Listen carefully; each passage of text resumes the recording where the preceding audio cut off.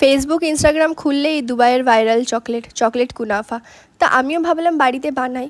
একটুখানি গোলমাল হয়ে গেছে, গলে গেছে, যেহেতু আমার কাছে মোল্ড ছিল না, সিলিকন মোল্ড, তো আমি আইস কিউবেই করেছিলাম। আমার কাছে ডার্ক চকলেট থাকে সবসময়, হোয়াইট চকলেটও থাকে, তো ডার্ক চকলেটটাকে এইভাবে ভালো করে চপ করে নিয়ে ডাবল বয়লারে এটাকে বয়েল মানে গলিয়ে নিয়েছিলাম চকলেটটাকে ঠিক এরকম কনসিস্টেন্সিতে।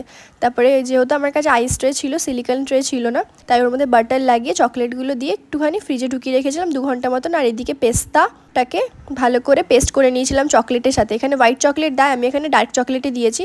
কড়াইতে 1 চামচ বাটার দিয়ে তার মধ্যে সিমুইটা দিয়ে ভালো করে ভেজে নিয়ে লাল লাল করে তারপরে চকলেটটা দিয়ে এটাকে ভালো করে মিক্স করে নিতে হবে। আর যেই চকলেটটা আমি সেট করতে দিয়েছিলাম ওটা আমি 1 চামচ মতো দিয়েছিলাম। ওপর থেকে এটা দিয়ে এর ওপরে আবার চকলেট দিয়ে 4 ঘন্টা সেট করতে দিলে একদম রেডি। আমি সিলিকন মোল্ডে একবার ট্রাই করে আপনাদেরকে অবশ্যই দেখাবো। আমাদের তো দারুণ লেগেছে, আপনারা অবশ্যই একবার ট্রাই করে আমাকে জানাবেন আপনাদের কেমন লাগলো। ভেতরের দেখুন ফিলিংটা একবার।